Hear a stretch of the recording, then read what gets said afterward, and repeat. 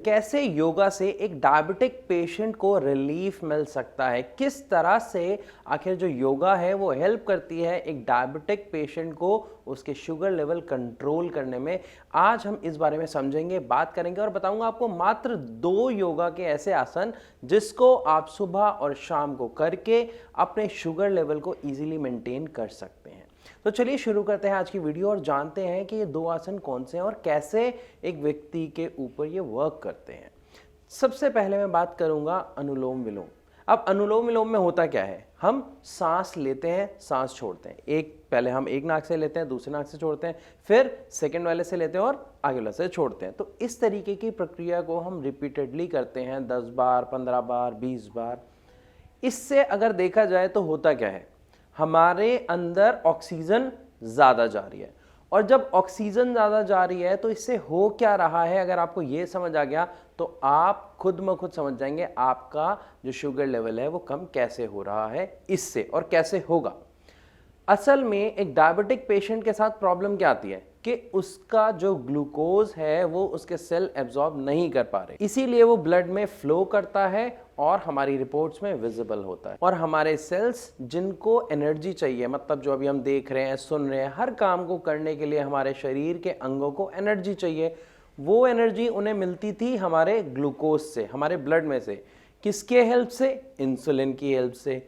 लेकिन जब faulty insulin के कारण हमारे सेल्स उस ग्लूकोज को एब्जॉर्ब नहीं कर पा रहे तो वो जो ग्लूकोज है हमारे ब्लड में रहता है और शुगर के लेवल बढ़े हुए आते हैं। लेकिन जब कोई व्यक्ति अनुलोम विलोम आसन को सुबह शाम करता है तो इससे क्या हो रहा है, ऑक्सीजन लेवल ज्यादा जा रहा है और ये ऑक्सीजन कर क्या रही है, आपके ब्लड में से जो आपकी शुगर है उसको बर्न कर रही है। क्योंकि ऑक्सीजन जब हमारे बॉडी में जाती है तो वो काम क्या करती है, हमारे ऑर्गन्स को पावर देती है।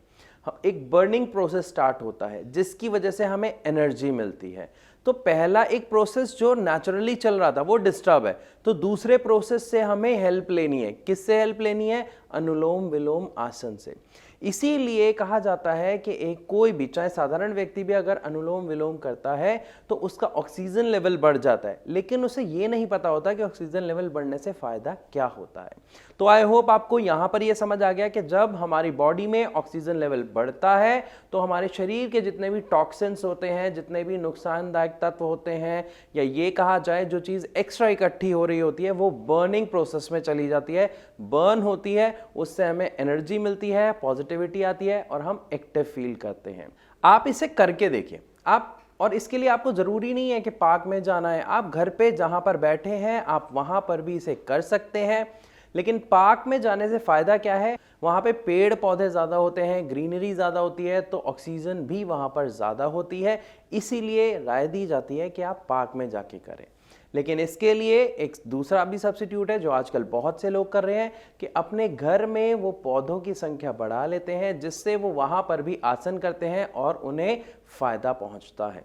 तो आप इसे खुद करिए। देखिए आप अभी वीडियो देख रहे हैं, आप नॉर्मल बैठे हैं, अब आप अभी 10 से 15 बार अनुलोम विलोम कीजिए और उसी टाइम अपना ऑक्सीजन लेवल चेक कीजिए। आप ऑक्सीमीटर में देखेंगे कि ऑक्सीजन लेवल भी आपका बढ़ गया 3 से 4%। साथ में आप बहुत एक्टिव फील करते हैं, एनर्जेटिक फील करते हैं, एक बॉडी में हीट फील करते हैं। वो हीट आपके बर्निंग प्रोसेस की वजह से ही आती है।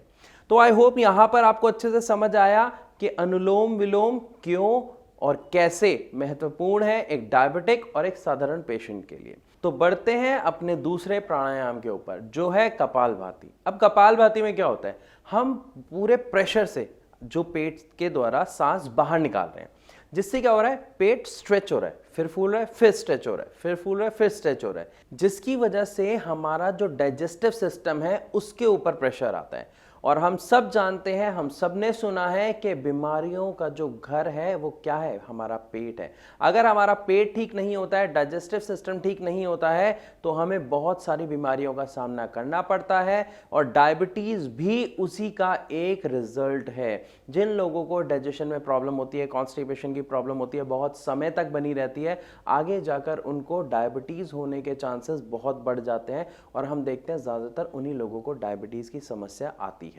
तो जब कोई भी व्यक्ति कपालभाति करता है तो वहां पे आपके डाइजेस्टिव सिस्टम पर प्रेशर आता है। साथ ही आपके शरीर में एक ऑर्गन होता है जिसका नाम होता है पेनक्रियाज, जिसका काम होता है हमारे शरीर में इंसुलिन प्रोड्यूस करना। जब उसके ऊपर प्रेशर आता है तो चांसेस बढ़ जाते हैं कि आपका जो इंसुलिन, जो फॉल्टी इंसुलिन, जो खराब इंसुलिन बन रहा था, उस प्रोसेस को ठीक होने के।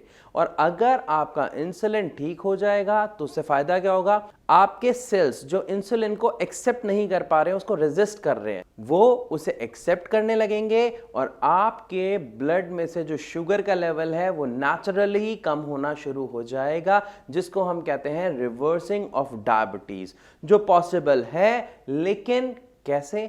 कुछ इस तरीके के प्राणायाम करने से, वो भी रेगुलर तरीके से, क्योंकि ये जो रिजल्ट है, डायबिटीज जो रिजल्ट है वो है हमारे लाइफस्टाइल डिसऑर्डर का, मतलब हमारे गलत खान पीन और रहन सहन का एक रिजल्ट है। तो इस बीमारी से ठीक होने के लिए हमें क्या करना है? हमारे को अपना लाइफस्टाइल सुधारना है, हमको अपनी खाने पीने की आदतें सुधारनी है, और हम देखेंगे कि शुगर जैसी समस्या से भी आप वापस अपने आप को निकाल सकते हैं। और अगर आप इस ठीक होने की प्रक्रिया को और असरदार बनाना चाहते हैं तो वहां पर आप एलोपैथिक दवाइयों का साथ छोड़ें और आयुर्वेद की तरफ बढ़े, क्योंकि आयुर्वेदिक होती क्या है? हमारी जड़ी बूटियों से बनी हुई दवा, और उनका काम क्या होता है? आपकी समस्या की जड़ पर काम करना। और एक और सबसे बड़ी बात कि वो आपको नुकसान नहीं पहुंचाती है, क्योंकि हमारे यानी श्रेयास में जब पेशेंट आता है अपनी डायबिटीज की समस्या के साथ और वो दवा लेता है तो वो देखता है बहुत जल्दी उसको बहुत अच्छे रिजल्ट्स मिलते हैं।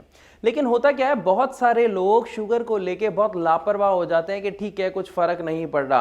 तो दोस्तों ध्यान रखिएगा, अगर आप शुगर जैसी समस्या को लेके लापरवाह होते हैं तो किडनी फेलियर जैसी प्रॉब्लम, आंखों की रोशनी चली जाना, पैरालिसिस यानी लकवा हो जाना जैसी समस्याओं का सामना उस पेशेंट को करना पड़ सकता है अगर वो शुगर को हल्के में लेता है, अपने शुगर के लेवल को कंट्रोल नहीं करता है।